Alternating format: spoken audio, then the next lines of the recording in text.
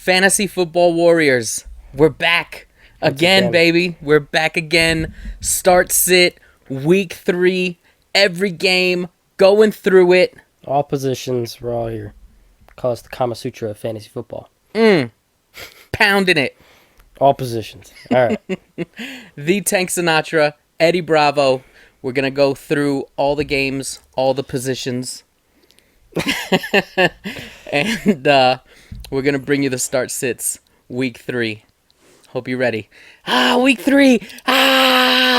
Let's get it. Patriots, Jets. All right. Ramondre goes without saying, right? Yeah, he's getting all the volume over there. Yeah. It's his backfield. It's not a good matchup per se, but it isn't that bad either. Jets are allowing a 4.7 yards per carry, which is 14th across the NFL, 155 rushing yards per game, which is 9th, and a 16.7% of all the carries are going for 10-plus yards, which is 5th. So, honestly, they've been pretty susceptible on the ground. Ramondre's getting so much volume. He's set up for a big week here. Yeah, we're not scared of nothing there.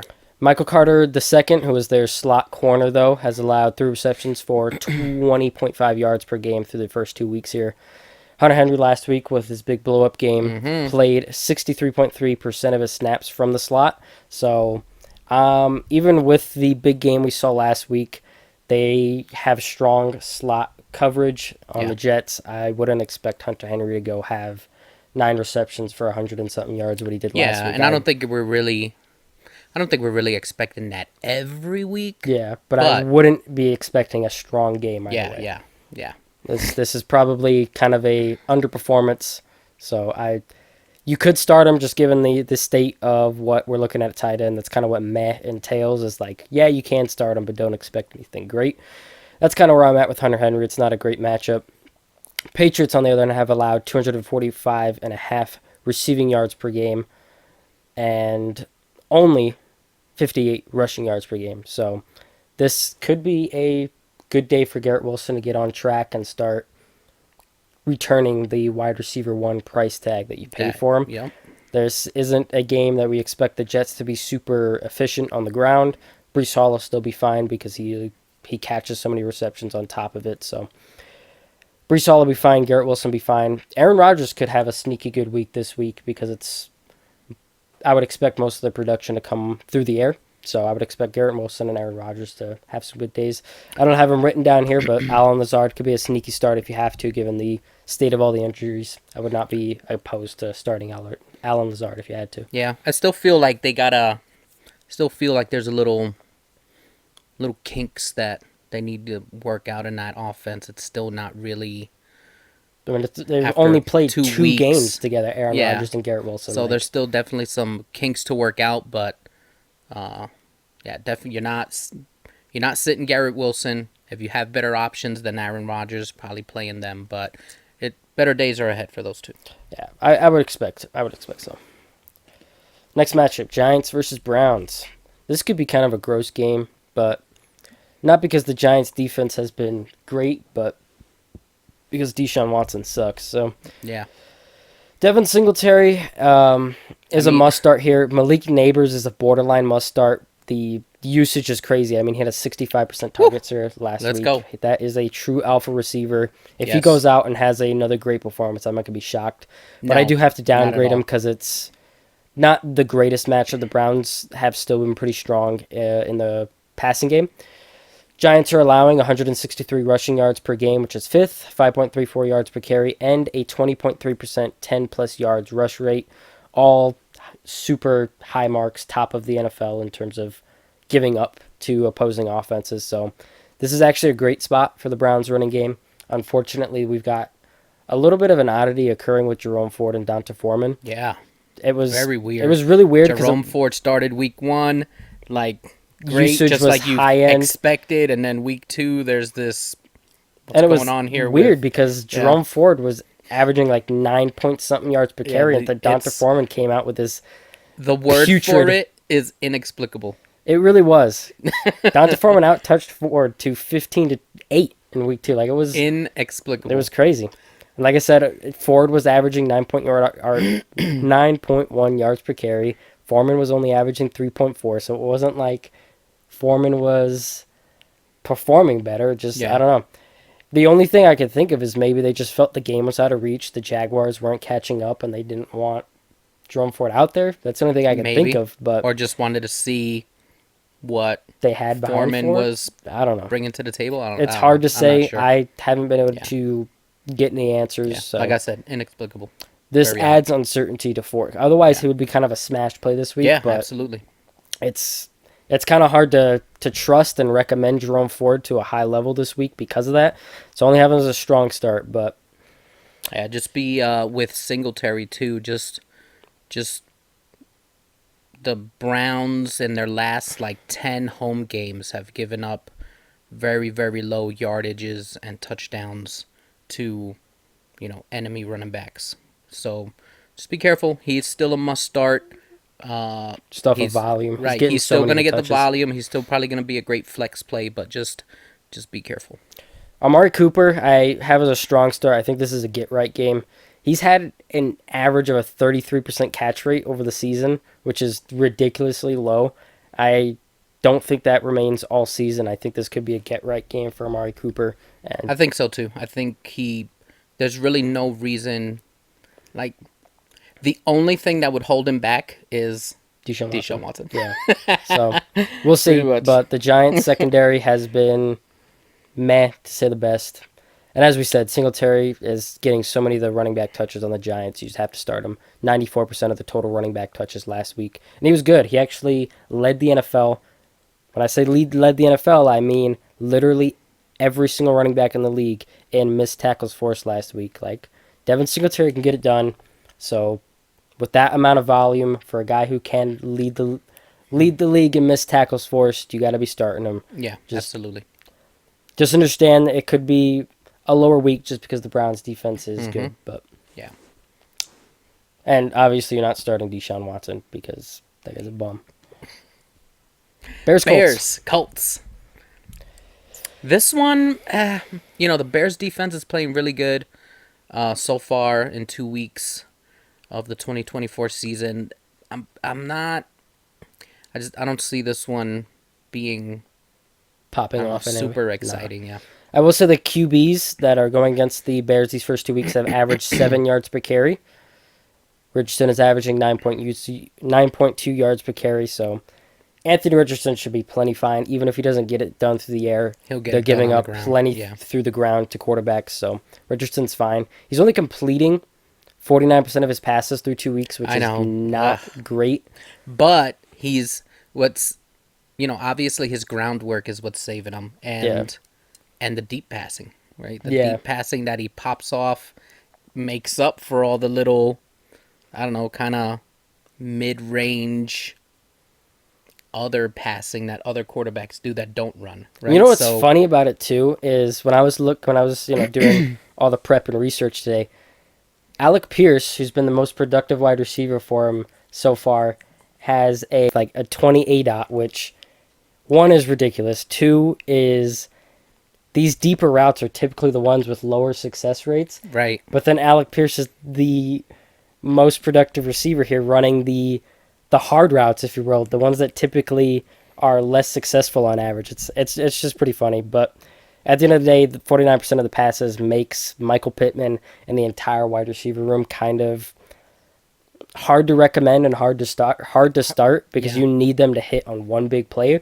or it's just not going to be enough. So it's hard to recommend. Just look at this past week. It was he just barely salvaged that week with 20 some odd points maybe, if that. So he needs to do better in the passing game to sustain any kind of production here. Anthony Richardson needs to get it together.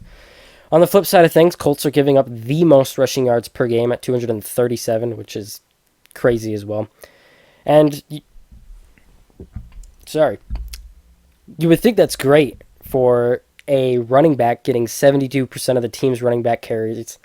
But DeAndre Swift is only averaging 2 yards per carry through 2 weeks. He's been abysmal. Yeah, that's not good. He's getting all the work, but it still doesn't matter. It's not amounting to anything. So this is a great spot for DeAndre Swift, and that's why he's still a strong start. He's getting all the touches If they are going to perform well in this game, it's probably going to come on the ground. And if Swift was going to play well in any game this year, it would probably be this one. So I think DeAndre Swift, if you were going to start him, I think this is the week to do it. And maybe it's a get-right game for that entire Bears running game. Maybe they spark something. But I think you sit everyone else on the Bears side. Caleb Williams, the O-line, receivers, just no one's on the same page. Nothing's functioning. It just hasn't been good. But DeAndre Swift is set up well this game. I would start him. Yeah, he's definitely got a good matchup on paper against the Colts, but it's just he's just kind of hard to trust right now, right? So it's I don't know, risk. Gotta weigh the risk versus reward here for sure. And Jonathan Taylor, you're always starting Jonathan Taylor. It's just happening. Texans at Vikings. Texans Vikings here. You're starting CJ Stroud, Nico Collins, Joe Mixon if he's active. All those guys you're starting. Yeah. I still think Tank Dell and Stephon Diggs are strong starts. I just think, honestly, the passing game is consolidated across those three. And maybe you think having Tank Dell as a strong start is ridiculous, but the usage has still been really good. But he has a 36.4% catch rate on the season. This is literally half of his average last season. About half of the team's average over the last couple of weeks. Like, it's kind of ridiculous of the rate at which CJ Stroud and Tank Dell have been missing, and I think they're gonna get on the same page soon, and at some point, right? And as soon as it does, people are gonna be reminded of why they drafted Tank Dell. And honestly, we haven't started releasing draft anything yet. But if there was ever a buy low target, I think it's Tank Dell. I think whoever drafted Tank Dell is probably feeling pretty shitty about it right now. Yeah. And I think there are probably brighter days ahead. As suspected, I said this in our off-season videos, Stephon Diggs is the slot receiver. He is the short yardage receiver. When you look at this slot percentage of his routes, there's 8 out, all of that is in favor of that. So Tank Dell is the other outside receiver. They are going to start connecting soon, and the discrepancy between the target shares of Nico Collins and then Diggs and Dell is very wide right now. Stephon Diggs and Tank Dell are averaging 16.7% of targets right now, and Nico Collins is into the upper 20s. I think those will be much closer throughout the season, and Tank Dell and CJ Stroud will connect soon, and once they do, you're not going to get your hands on Tank Dell. So if you can trade for Tank Dell, I think now is the time. Like I said, we haven't started releasing trade videos yet. You'd like to get another week, but I think they'll connect soon. So Tank Dell, a strong start, and this might be the game, to be honest with you. This one has shootout potential. So if anything, the Texans might walk over the Vikings in the passing game. The Texans are better defensively, but not that much better, right? Yeah. It's definitely got some shootout potential here, and the Vikings are over, the first couple weeks of the season into last season are one of the worst pass defenses in the league. They just get thrown all over. The Vikings are giving up 252.5 passing yards per game, which is 5th in the NFL right now, and only 3.8 yards per carry on the ground. So it's just, you pass on the Vikings, that's just what happens. If they're going to pass on the Vikings, as they should be, this could be the game. There should be plenty to go around. Yep, this should be the game. And for back on Tank Dell over here, the usage has been fine. His snap rate actually went up this week from 63% to 69%. You got to remember he's coming off a broken foot too, so they'll ramp him up. I think Tank Dell is due for better days here soon, if not this week. This could be the game where him and CJ Stroud finally get on the same page. Let's go. If Joe Mixon misses, Cam Akers becomes a pretty good option. Yep. Not that the Vikings are an elite play, but Cam Akers has looked good. They're just feeding the running back when they can. Mm-hmm. So I think Cam Akers about that in the waiver wire video as plenty well. Fine video, or plenty fine option. Justin Jefferson starting every week. Aaron Jones is good enough and getting enough touches that I think he's a must start as well. Yeah, for sure. Sam Darnold is a strong start this week because Sam Mono, the infamous Mono situation several years back. Comment If you remember that, if you remember remember him being out with mono. With mono, yeah, that was great. Look, no, but in all fairness, in all seriousness to Sam Darnold, looking pretty good. No, not too bad. Yeah, for sure. Looking pretty good this season. God bless him. I think after he was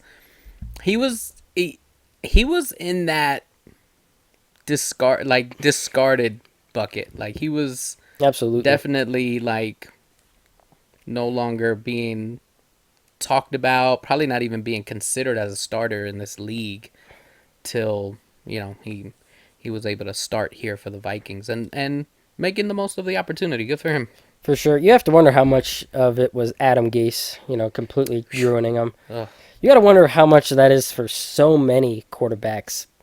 Some of these quarterbacks that come in as, good prospects, you got to wonder how much is it as the coaching that ruined them, or they just weren't ever going to be that good, you know?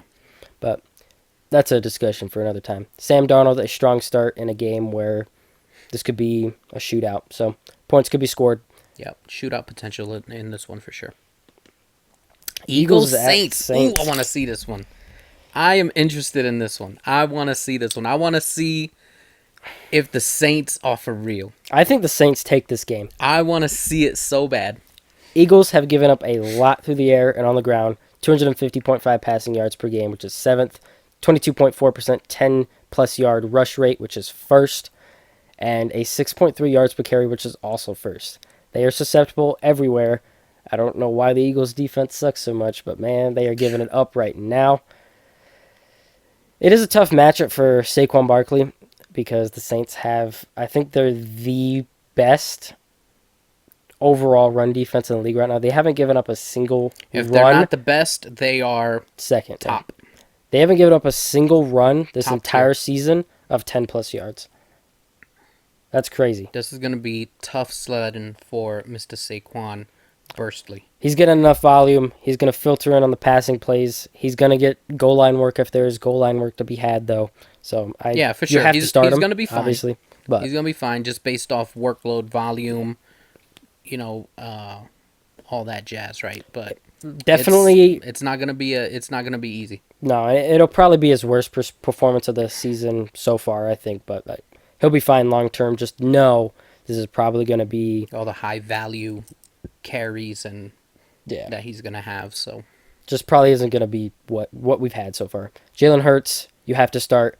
Devontae Smith is already a must start, but he's really a must start because A.J. Brown is expected to miss a couple more weeks.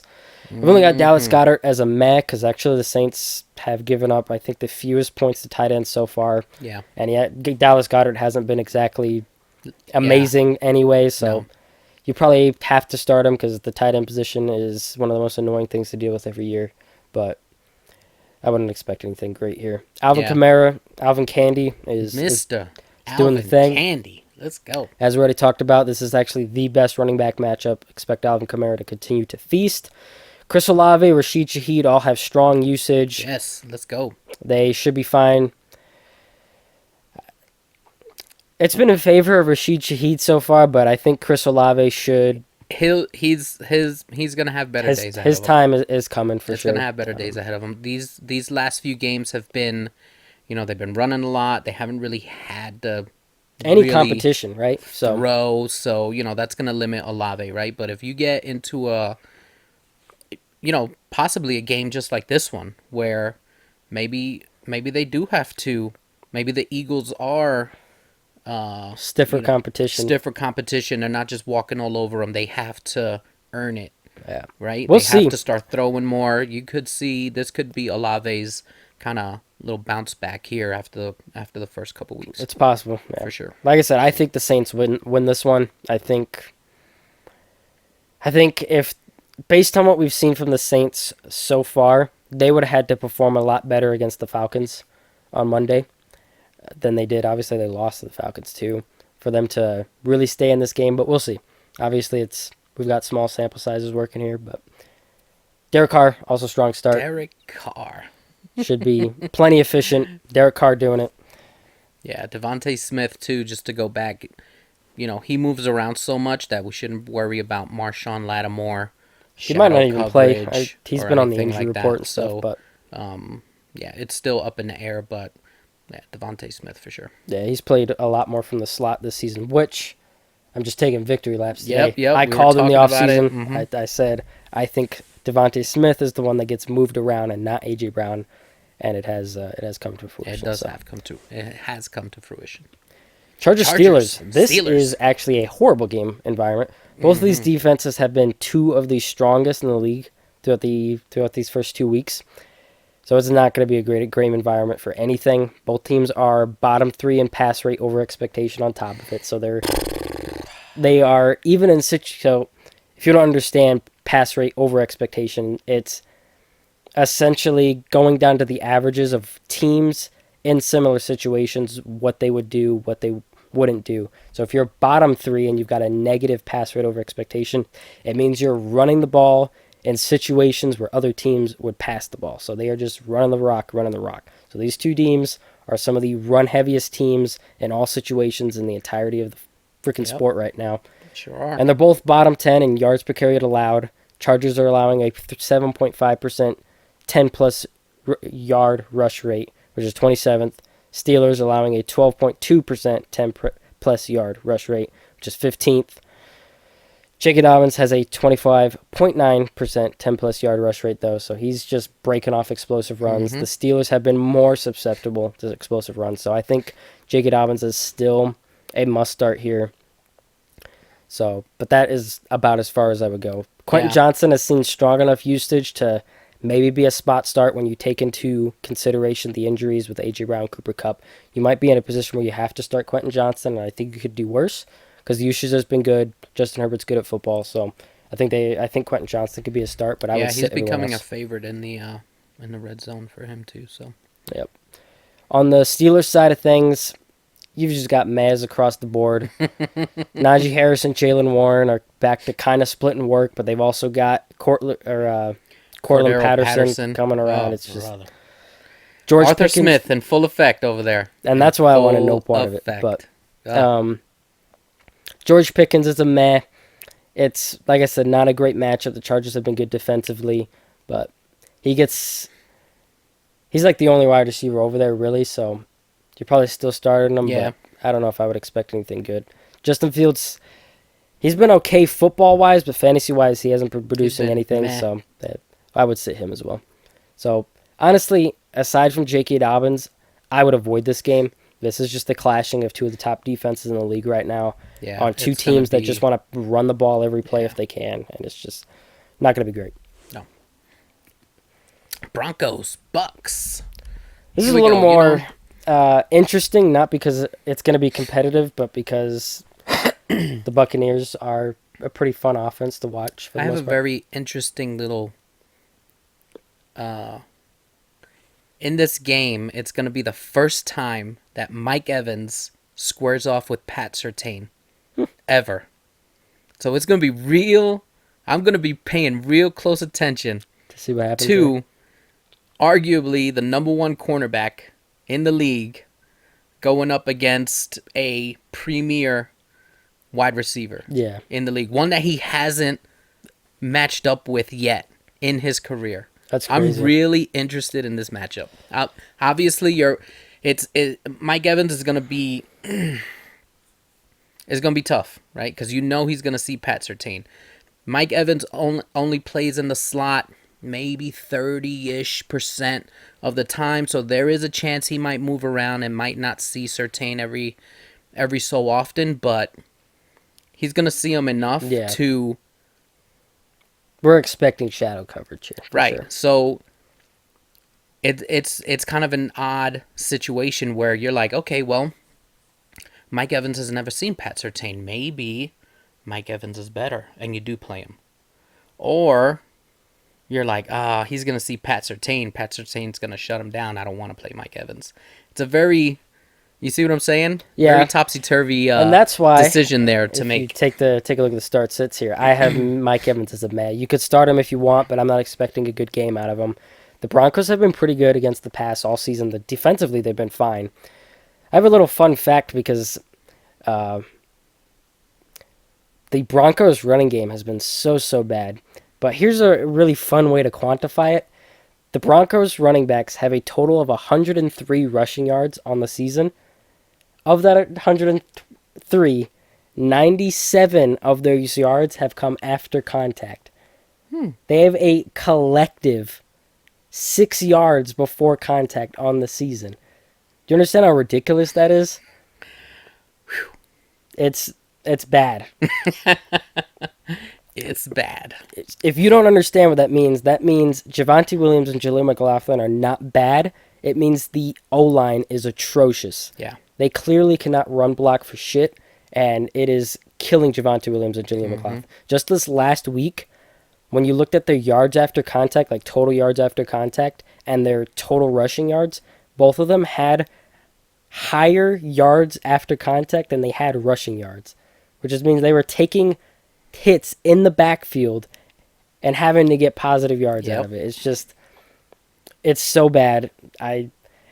Until Bo Nix, I think a large part of it is Bo Nix, and the passing game right now is so low ADOT. He's not pushing the needle on everything, so it just keeps everything condensed defensively, and they can just stack the box. In fact, Javonte Williams has faced the most stacked boxes across the entire league this season. I don't doubt it. So it's just, you could say the odds are stacked against them right now, and because of that, I would not be starting them. They're mez, because this is actually not that bad of a matchup. It's actually a pretty okay matchup for the running backs. You would think. The Bucs have been pretty susceptible to the running game, but we've got 2 weeks of defenses doing the same thing against the Broncos right now that I don't think it matters that it's been a good matchup. But because it is a good matchup, I would say if you had to start Javonte Williams and Jaleel McLaughlin, there is the possibility that it could be their best game of the season thus far, just because it is a good matchup. But until Bo Nix and the passing offense gets moving and evolves, I would avoid the entire Broncos situation. It's just not working out. It's not good. And on top of it, the Broncos' defense has been pretty good, so it's kind of keeping them in this game, or in these games. So it's not like you're getting Bo Nix just dropping back 40 times in a game, that it's opening up Cortland Sutton like you would think. It's just making everything meh. So it's funny because I was gonna make the same point about the defense. Absolutely. Bucs.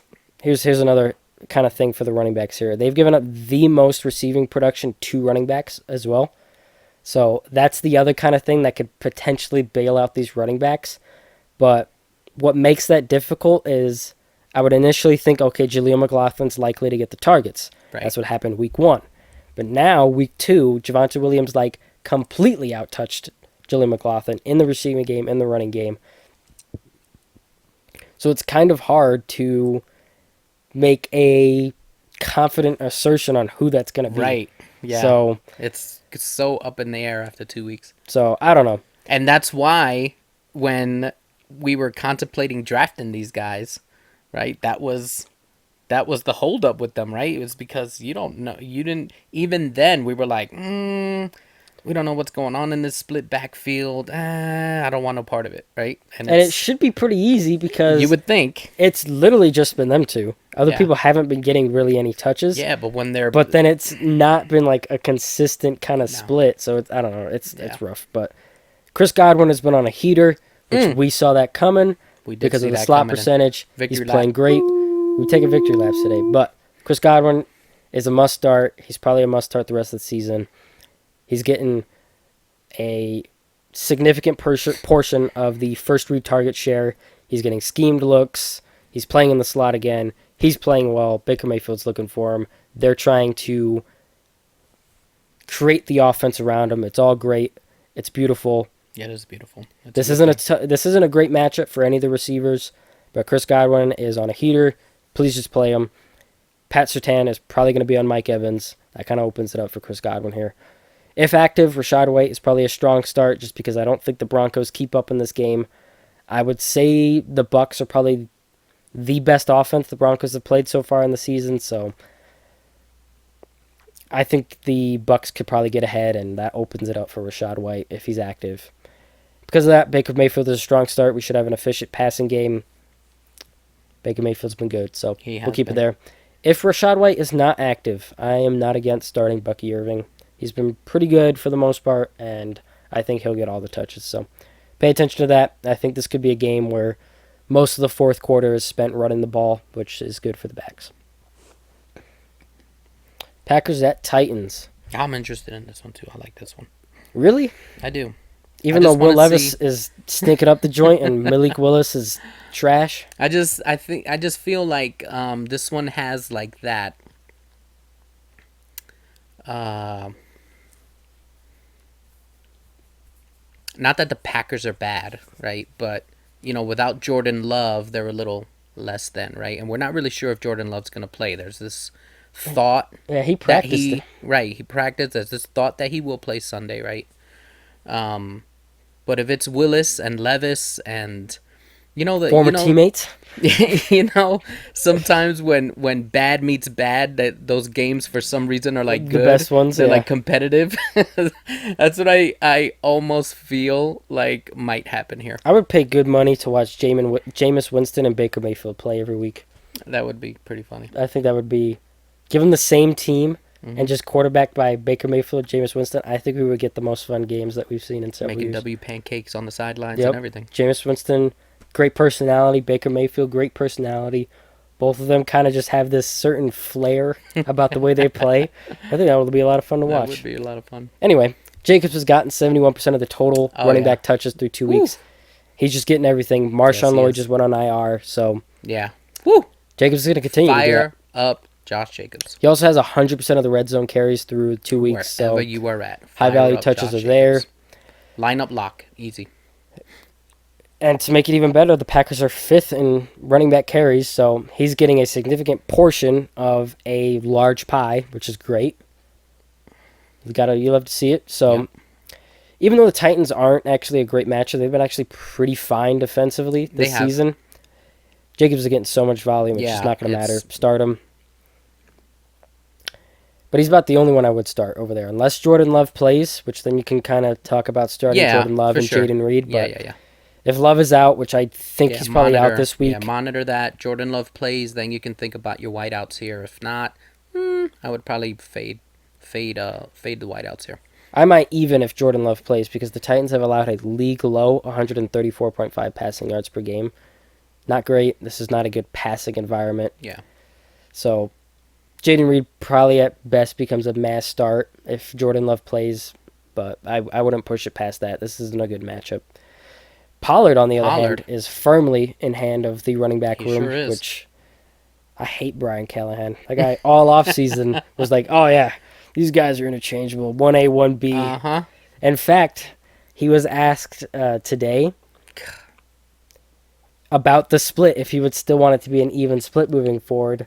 And this guy was like, oh, yeah, we need to get Tajay Spears more touches. We'd like to keep him involved. And it's just like, you keep saying it, but it's like... Yeah, he's just talking, man.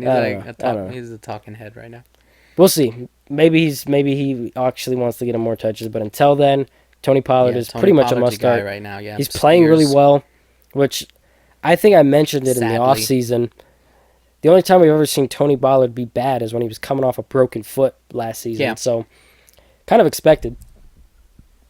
That damn peach cobbler got me burpy. Anyway. Just make sure you keep Tajay Spears on your roster, though. Yeah. Don't just discard him to the waiver wire. Just hold on to him. Good matchup through the air and on the ground for these Tennessee Titans. So maybe it's a get-right game, a fix-me game, if you will. But Levis has not been good. It's a far better matchup than Week 1 and Week 2. He had tougher defenses, so... this is a better matchup. Will Levis could play better. That kind of opens up Calvin Ridley here as a strong start because this is a pretty strong matchup. So I wouldn't be opposed to getting Ridley. Even against a stout Jets secondary, he scored, 2 tutties? Saved his day. He should have Was that Week 1 or Week 2? I can't even remember. That was last week. Was it last week? Mm-hmm. Yeah. So he should definitely have a better week this week. I would expect so.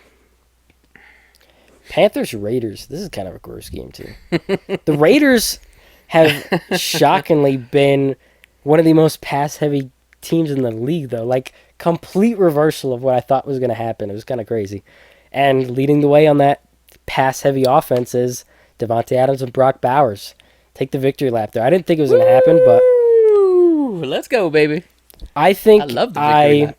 Simply underestimated the prospect Brock Bowers was, because I heard the term generational get thrown around with Brock Bowers as a generational tight end prospect, and I don't know. The only thing people like more than calling players generational is saying they suck. So people every year say this player's generational. With this Brock player's Bowers generational. Coming out of college, you could just if you were watching him, you knew that there was something really good coming to the NFL here, right? So then, when he got drafted by the Raiders, to me, I was like, oh, that's perfect, right? Because we've talked about in the past how teams in the NFL want to emulate that tight end, being your guy, a la Mahomes, Kelsey,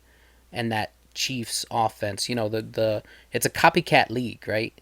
And a lot of teams, and again, we've talked about it before, a lot of teams want to dip their toe into that and see if they can find success with tight ends, the Kincaids that get, drafted to the Bills and whatnot, right? So when he went to the Raiders, immediately that's what came to my mind, right? Okay, you got Davante Adams. Sure, you got, Jacoby Myers there, but if you have someone like Brock Bowers come to your team and fall in your lap, you're not putting him to the side for Jacoby Myers. I'm sorry. It's just, in my mind, that was just not happening. It was going to be Davante Adams, and it was always going to be Brock Bowers. So that's just what I thought was going to happen, and I'll take the victory lap. I'll take that one. Anyway, Davante Adams and Brock Bowers have had a 27 and a 24% target share, respectively. They're getting all the team's targets. It's great. And the Raiders are tied for first in pass rate, as I alluded to, second in pass rate over expectations. So they are not only having a high pass rate, but they are passing at a higher rate than would be expected. You know what it is? The power of the stash. Absolutely. Gardner Minshew is awesome. You know what? Gardner Minshew and Jameis Winston. Let's see them do all every weekend. What's not been fun about the Raiders offense is the running back room, but I'll take a victory lap on that one. You did call that. I was like, nah, Zamir White, this bell cow Zamir White propaganda that's being sold right now is nothing but. It was absolute propaganda. Yep. Man. Week 1, Madison outsnapped White 36-23, kind of even there. But then this week, it completely flip-flop, and we got White outsniping Madison to 40-14, so... Another situation where I just don't know what's going to happen this week. Yeah, another inexplicable kind of thing there, it's... And just this last week, Alexander Madison had 100% of the red zone carries and a tutty.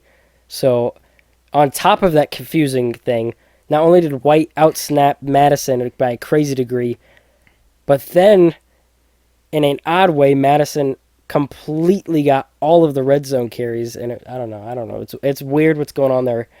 It's a headache. I would avoid it. Avoid it. I will say Panthers are tied for third in rushing touchdowns allowed to running backs at 3. So that kind of gives the nod to Alexander Madison if you had to start one of them, just because he's getting the red zone carries, and if the Panthers are giving up all these touchdowns on the ground, Alexander Madison probably falls into the end zone, maybe once or twice. Samir White falls into the end zone. It could be that too, right? I know. I think you want to chase. You want to chase, the touches, and whoever has, the bigger piece of the pie. And if all we have to go off of is week 2, Zamir White was the benefactor of having most of that pie, then that's kind of who you have to lean with, until you see it different again. Like I said, it was week 1. It was different. Week 2, it was odd. Right. All we have to go off of is what we saw last, and that was week 2. Zamir White getting more. Just understand that more was 9 carries. Yeah, I mean, that's true. Like I said, that's true. They have a 70-something pass rate. Yeah. Literally, I think it's 23% of the time they are running the ball. They are just not running the ball. And then you've got this headache to deal with on top of it. It's just... Yeah, but it stinks because where you drafted Zamir White, you maybe have to play him. Where was Zamir White going? I hope you don't have to play him unless you want like 0 RB. He was still kind of a mid-range dead zone type running back. Was he in the dead zone? Okay, so maybe not too bad then. But Raiders have actually allowed the 4th most rushing yards per game at 163.5. So it's actually a good matchup here for Chuba Hubbard, who took the reins back on the backfield last week. Week 1, it was kind of a odd split. Miles Sanders kind of had it, but week 2, Chuba it kind took of it back. Was more in line with what we saw last season and what we would expect this season. Yeah. With him seizing most of the work. So this opens up Chuba Hubbard as a strong start here. It's hard to say what this offense is going to look like because obviously Bryce Young got benched, and so it's the Andy Dalton show. But last year we had one game of Andy Dalton starting for the Panthers. In that game, he had 361 passing yards, 34 completions, and 2 touchdowns. Interesting little nugget here. Bryce Young, in his entire career, last season and this year, has never thrown 34 completions in a game, ever. Not once. Hasn't happened yet. He's barely thrown 34 targets in a game, let alone completions. But the best thing this staff can do right now is put Andy Dalton in and let Bryce Young sit behind the red rifle if they want to save this kid's career. It might be past that at this point. But, so... Andy Dalton out here. The red rifle. Let's go. He's done it here before. We're gonna see it here. We're gonna start slinging it. I believe in him. Last week, Zay Flowers against the Raiders, 7 of 10 for 91 yards and a touchdown. I think we could expect something like that from Deontay Johnson here on the high end. So Deontay Johnson upgrades to a strong start from someone we were sitting. I think Andy Dalton comes in, kind of revives this offense. The Panthers have quietly been one of the best pass blocking O-lines in the NFL. Andy Dalton's just got to sit back there, look pretty with his red hair, and toss the rock. I think he can do that. I think Deontay Johnson is pretty solid. I will say, last week, Zay Flowers ran 41% of his routes from the slot. Adam Thielen is the primary slot receiver right now, so Adam Thielen, kind of a sneaky start here. I've got him in the meh. He could easily be someone who, I mean, if it's 361 passing yards that go around on some crazy shit, Deontay Johnson and Adam Thielen could both have pretty good weeks. So yeah. If you've got Deontay Johnson, I would be fine with starting him. If you have to start him, start him. If you got better options, maybe wait and see. Yeah. Right? But I guess don't be scared, right? Yeah, I think he could have a strong...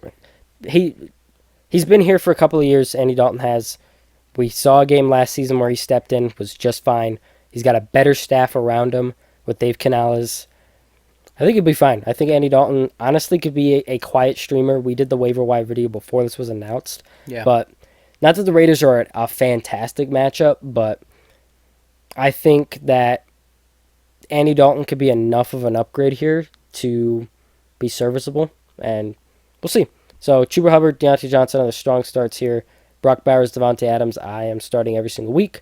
Gardner Minshew, strong start. Panthers have been atrocious defensively. Andy Dalton isn't going to change that unless he goes and plays Mike linebacker, which I don't think he's doing that.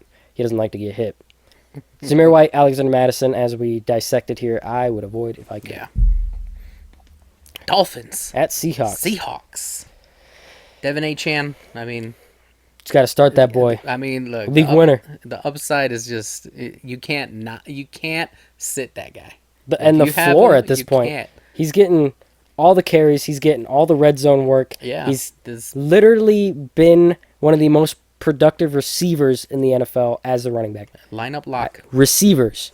I'm not talking running backs receiving production. I'm talking receivers, including tight ends, wide receivers. He's been one of the most productive ones. He's getting all the high-value touches with the targets, the red zone work.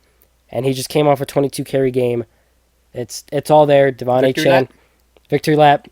I think I drafted Devon Achane in every single league. I don't think there's a league where I don't have him. I decided I was going to stick to my guns. Yep, put your money where your mouth is. One of our top tips in our off-season video was, if you ain't first, you're last. You need to swing for the fences. That's right. You need to be drafting league winners. So I went and got Devon Achane everywhere because that was one of the prototypical league winners out there. So working out so far. Yep. He's getting the touches. He's still good at football. You're starting Devon Achane. However, Tua's got another concussion, and they're expected to put him on IR. Yep, IR. So we've got a sample here in 2022 of what it was like with Tua out. We had kind of a weird split of Skylar Thompson and Teddy Bridgewater. In those games, Hill and Waddle only had one game over 55 receiving yards. So they kind of go down into meh territory. Yeah, not favorable. If you have Hill and Waddle, you might have to start them. Kind of sucks. Maybe not Waddle. Hill, where you took Hill, you have to start him. Absolutely, yeah. But I don't know. It's rough. If you can, I would wait it out for a few weeks. I think Tua will be back, but I'm hearing that they have confidence in Skylar Thompson. He's obviously been there, all of 2022, now all of 2023. So maybe he comes out, plays a little bit better, and can sustain production. We'll see. I would sit him if I could. I think Devon Achane is the only one safe right now, and I would just sit everyone else. We'll wait and see. Because of this, kind of opens the door here for the Seahawks to potentially dominate this game. Yeah. And if they're already playing good defensively. Absolutely. They've been really good defensively. Kenneth Walker, if he misses, which I'm projecting him to miss, I don't think he plays this game. I think it's Zach Charbonnet. Zach Charbonnet got must start. A lot of work. He got 19 of the running back touches, which was all of them. There was only 19 running back touches to get last week, and he had every single one of them. So I think he plays much better. He had a tough matchup last week, so the efficiency in the passing game and the running game weren't great. I think he plays better this week, getting most likely most of the touches. I think he's a must-start in a game that could get away from the Dolphins very quickly. Obviously, if Walker is active, you play him instead, and you don't play Charbonnet, but I don't think Walker's going to play this game. I don't think so either. JSN, Metcalf each have a 26% target share on the season. Beautiful. I would say they're borderline must-starts. The only reason they're not this weekend is because, like I said, I think the Dolphins could fall behind, and then we're limiting kind of the total pass ceiling here. But they're getting enough of the pie. They're both good enough players to be stable contributors, I think. I think this JSN looks like he's starting now. I think this was the breakout game. I think we can expect this moving forward. Yeah. So, Geno Smith could be a strong start in this game, but like I said, I don't know if the passing volume will be enough for Geno Smith to really come out here. Tyler Lockett is kind of the odd man out right now, and I think he's kind of no more than like a boom-bust wide receiver 3. He'll have his games, but I think it's kind of the JSN and Metcalf show. I think so, too. I think that's where it's going. Lions, Cardinals. My favorite matchup of the week. Yeah, this one. Patent pending. I want to see this one, too. Must-starts, Amon-Ra and Jahmyr Gibbs. You're starting those guys every week. Absolutely. And then the strong starts in this game are borderline must-starts and Jameson Williams, David Montgomery. I think Jared Goff, this game has shootout potential, and I think Jared Goff could benefit from that and get a strong finish for the week. Sam Laporta honestly downgrades to a must-start. He hasn't been very good. With the emergence of Jameson Williams, I've seen a lot of people kind of comp it to the George Kittle thing, where it's a really talented player, but with the increased target competition, kind of just creates a lower floor, and I think that's a good comparison to make with Sam Laporta right now. That's kind of what we're seeing.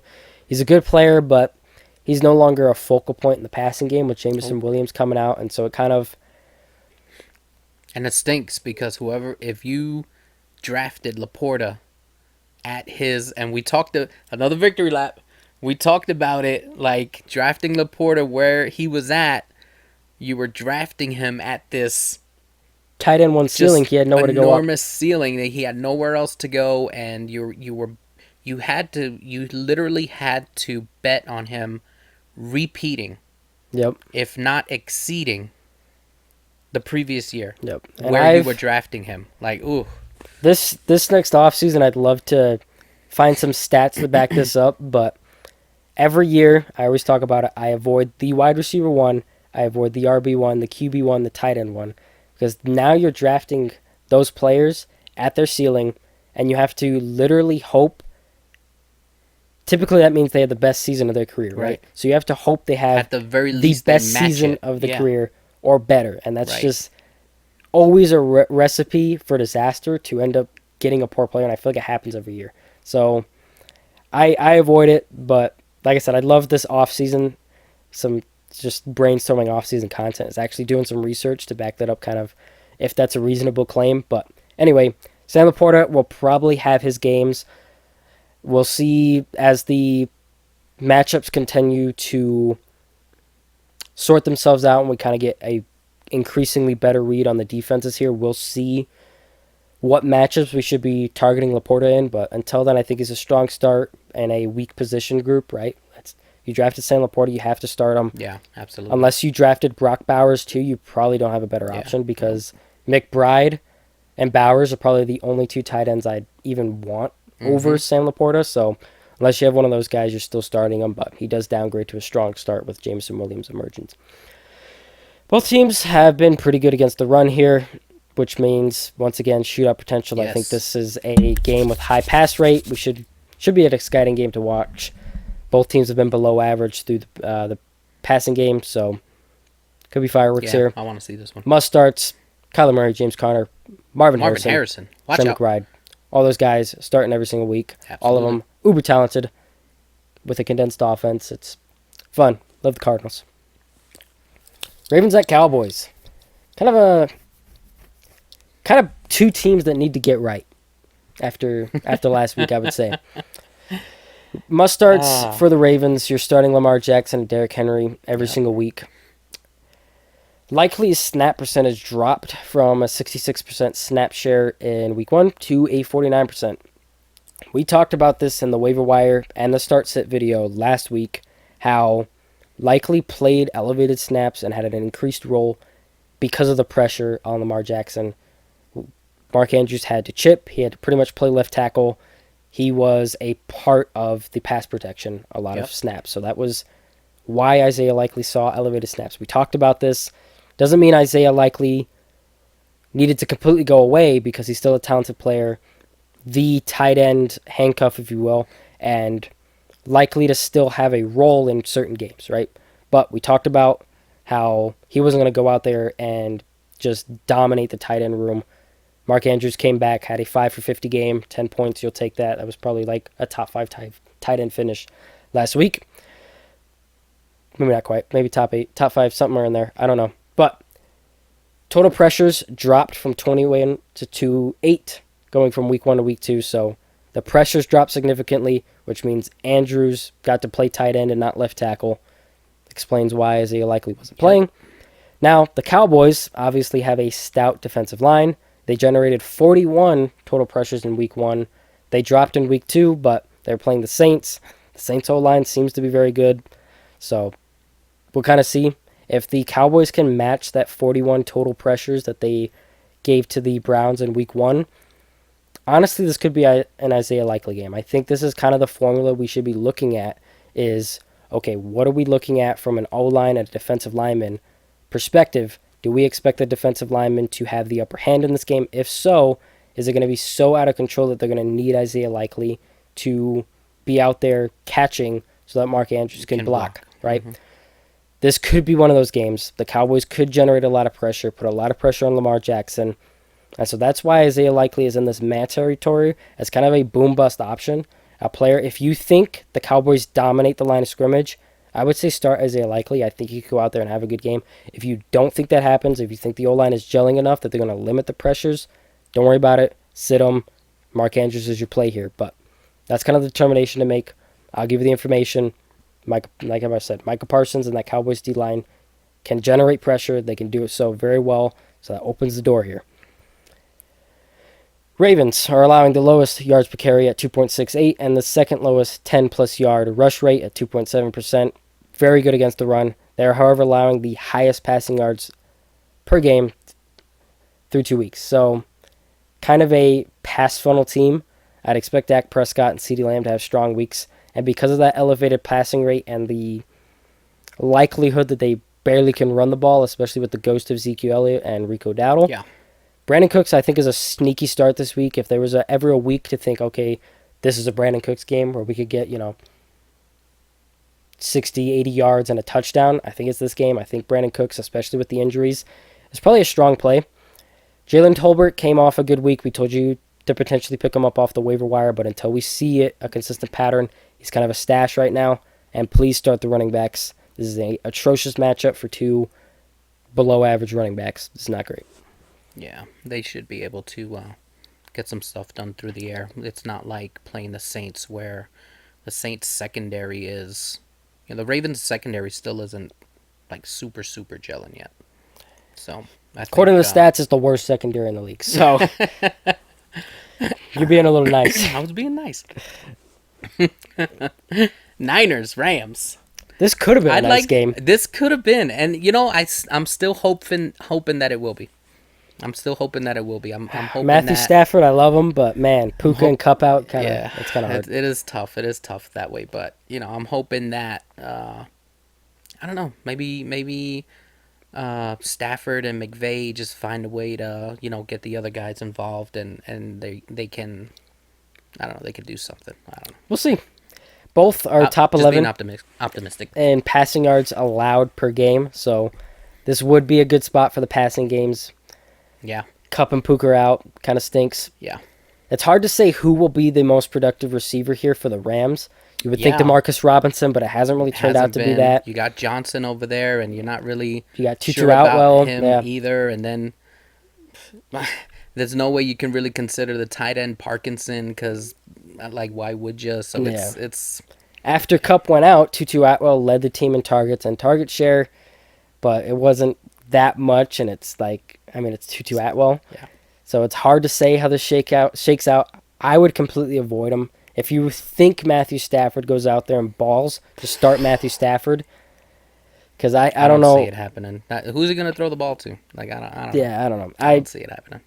I would say everyone but Kyren Williams. This is actually a pretty good matchup for Kyren Williams, and he's getting all the touches. So Kyren Williams is a must-start every single week.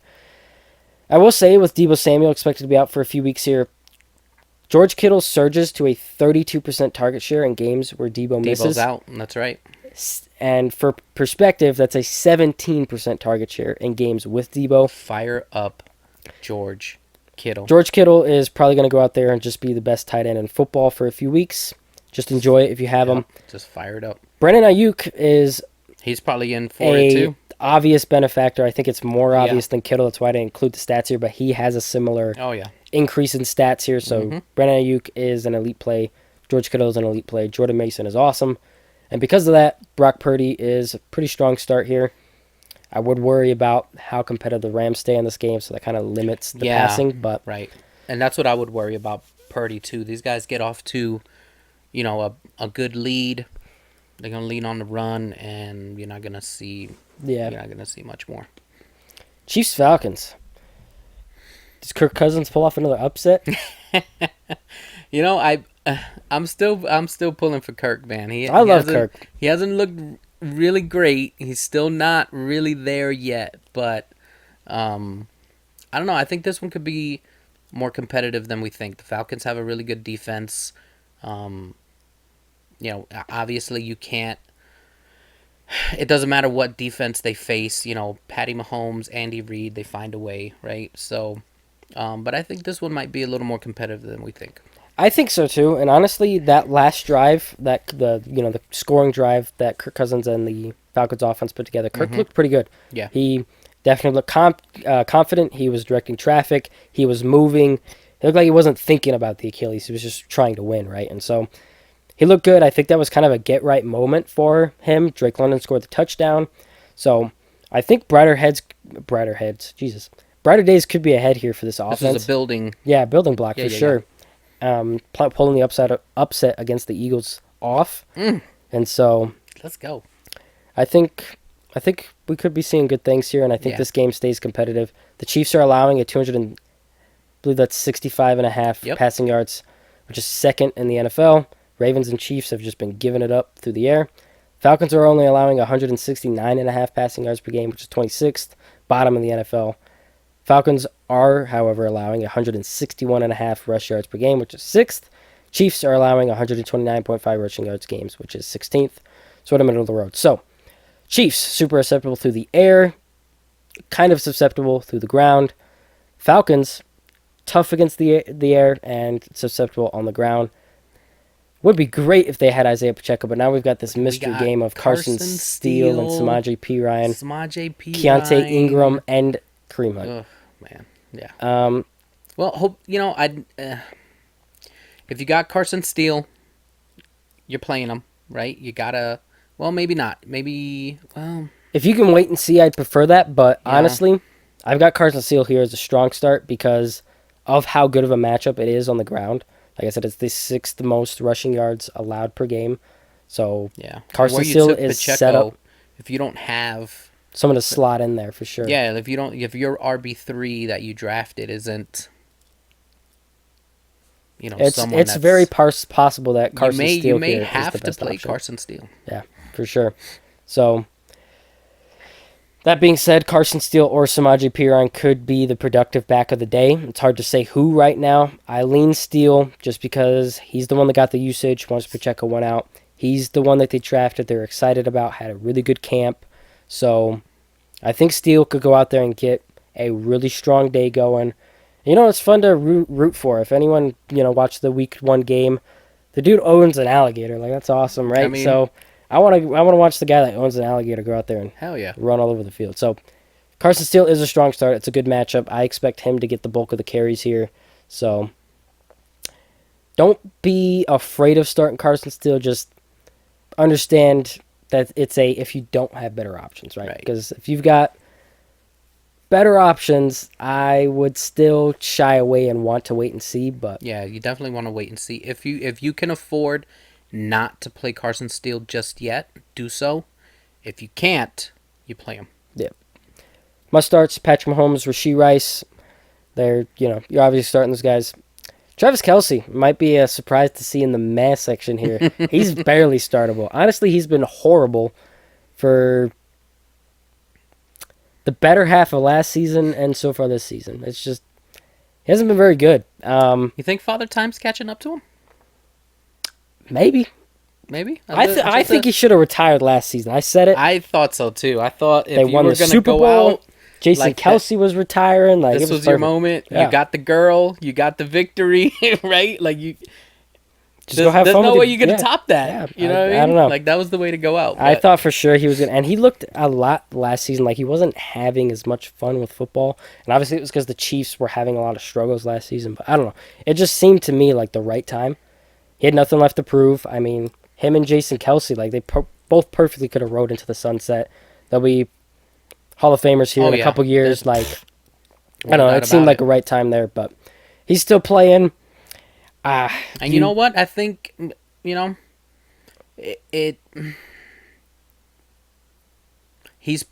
probably better days ahead of him. Oh, for sure. There's probably better days ahead of him. For whatever reason he's off to a slow start is, not super explicable necessarily, but I'm willing to bet that as the season progresses, as we start getting into the second half of the season, you're probably going to start seeing Kelce ramp it up. It's possible, yeah.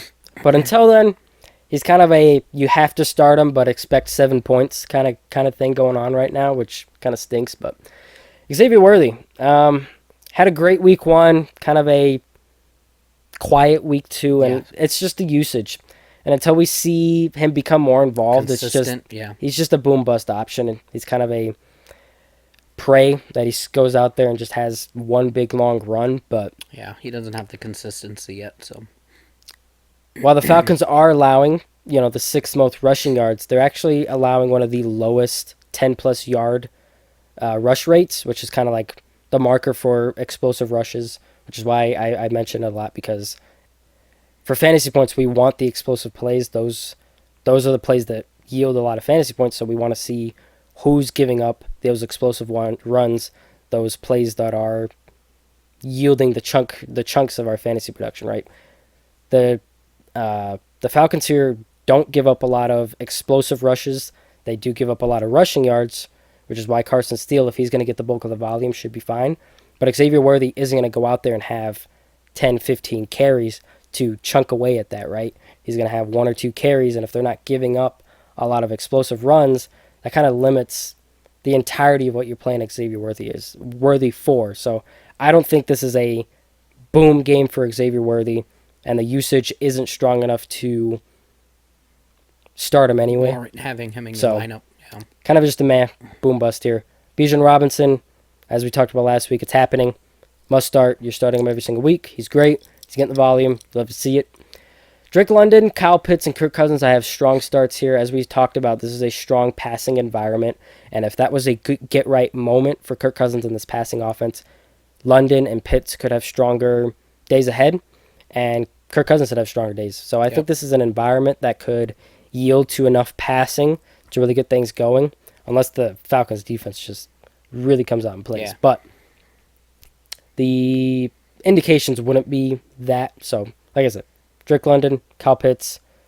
We haven't exactly had the weeks we would want from them, but I think brighter days are ahead. I think we need to just let Kirk Cousins kind of get in the groove here. Yeah, for sure. And we'll start to see. But I think all of them could be strong starts this week. Yeah, I'm looking forward to this one. Jaguars Bills. This is kind of a gross game. I think the Bills, I think we see a similar week to last week where it was just kind of like, okay, the Bills are up at halftime and this game's over. It's just over. Jaguars have looked poor. I was waiting for what word it was going to come out. It's just, Trevor Lawrence isn't that good. Doug Peterson isn't that good. A lot about this offense isn't that good. Yeah. Brian Thomas is good, though. And I'd like to see them use him more because I think he could be a strong option for our fantasy teams if they really kind of design the passing offense around him. Brian Thomas has looked pretty good. I mean, off of 2 receptions last week, he had 90 yards. Like, I think he could be pretty good if they just really start to construct the offense around him. That's why we're kind of in mad territory here because I think he's the best bet here, and I think the Jaguars will have to spend the game passing to keep up. But yeah, I hear you on Brian Thomas. It'd be nice to see him get more of the Lions' share here because he's clearly the best receiver. He's their best pass catcher. Yeah. Right. That's so. But he falls in the meh territory. Yeah, until we start to see it, he's kind of more of a boom-bust option. The Bills are allowing a 16.9% 10-plus yard rush rate, which is 4th in the NFL, so they're allowing explosive runs. So Travis Etienne this is probably the best spot he's been in all season long. So yeah, he should be fine here. He's set up well, and this could be sort of a get-right game. He hasn't had the start to the season that anyone that drafted him would hope. No. But we watched Achane and James Conner have very productive games in the last 2 weeks against the Bills here. Travis Etienne kind of falls into that kind of area of the world workload rise. He's going to get enough volume here to be productive and given the opportunity to be productive. So I think this is a kind of a must-start game for Travis Etienne. He should be fine.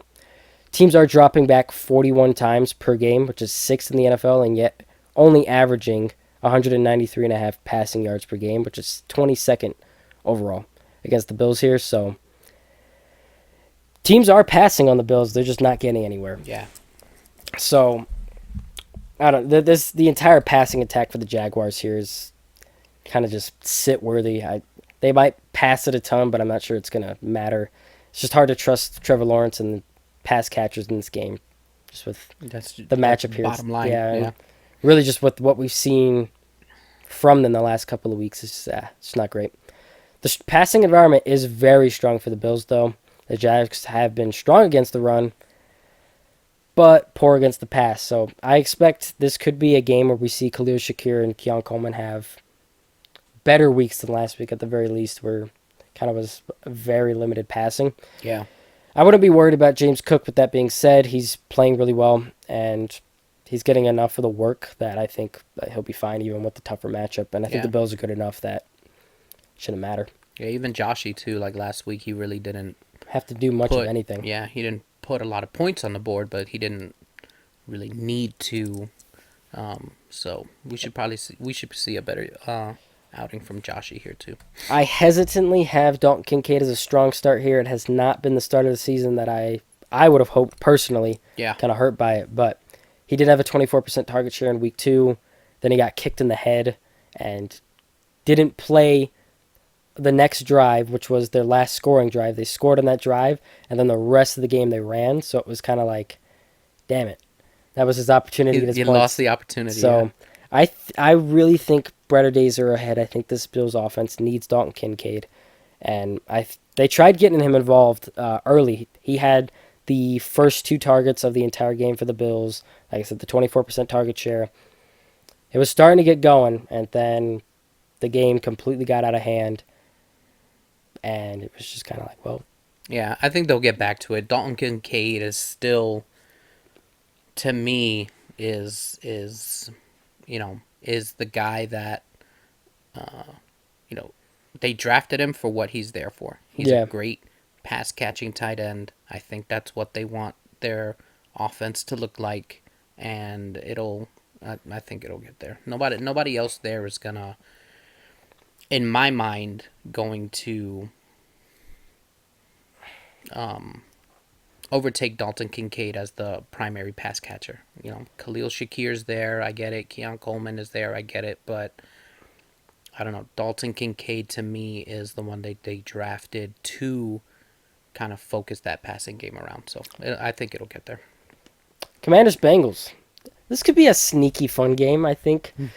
Unfortunately, the Bengals have been pretty good. But obviously, the Commanders are every wide receiver's dream. They go to bed and they think about, oh man, playing the Commanders quarterbacks. That's the life, right? Let's go to town. So Jamar Chase and Joe Burrow are set up really well. I mean, they got to get it now. Oh yeah, I mean they played pretty well last week. Yeah, they did. They but definitely I mean, gave the Chiefs. They got to get it now. I think Jamar Chase is probably the wide receiver one on the week. They got to get it now. I think it's a very slim possibility that he doesn't finish as the wide receiver one on the week. Jamar Chase is set up amazing. Joe Burrow should have no problem passing. Both of them are must starts. Commanders have also given up a league-leading 6 passing touchdowns on top of it. We're also talking about touchdowns here for Jamar Chase and Joe Burrow. They're set up well to accumulate yards and touchdowns. Jamar Chase, Joe Burrow, this is a good week. Zach Moss has continued to get the bulk of the work in the backfield. And luckily for him, the Commanders have allowed a 15.4% 10-plus yard rush rate, which is 8th in the NFL. This could be a boom week for Zach Moss. He's getting all the work. He's set up well matchup-wise. This is a good spot for Zach Moss. Hasn't really showed up in the box score yet, but he's getting the work. It hasn't. He's been okay. I still think Chase Brown has looked more explosive, but so we'll see. We'll see as that goes on through the season, if that kind of gets a closer kind of split. Another one of those backfields that we were just like early on, like. Wish I knew what was happening. I wish I knew, but right now it's the Zach Moss show. Yeah, so I'm gonna stay away from it because I don't. And I will say the Bengals have yet to give up really anything in the passing game. Patrick Mahomes only had like 150 yards passing last week, so it hasn't been. They've been strong defensively in the pass game. So luckily, Jaden Daniels gets plenty done in the running game. I would be hesitant about Terry McLaurin and the rest of the pass catchers there. Jaden Daniels will be fine because of all the running. And honestly, he's been okay passing when you look at like completion percentage and stuff like that. He's getting it done for the most part, so I think he'll be fine. And he's been kind of the best rookie quarterback so far. But I think this is a good game for him to really have to pass and more. Really have to put it on his back. And I think that could be, pressure makes diamonds, right? So I think this could be a game where we really see Jaden Daniels take off for a high finish here. But we'll see.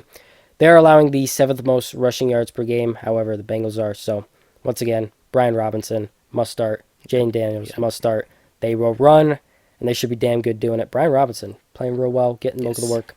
Austin Eckler is who we thought he is. He's filtering in for touches, getting the bulk of the receiving work.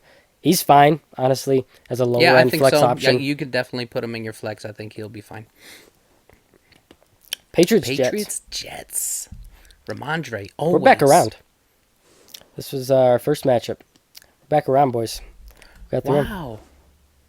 Man, I did the last victory loop for Brian Robinson. We're ending off there. Let's go, baby. All right. So, there you have it. Start sits. Every game, every position. Play the Kama Sutra. For week 3.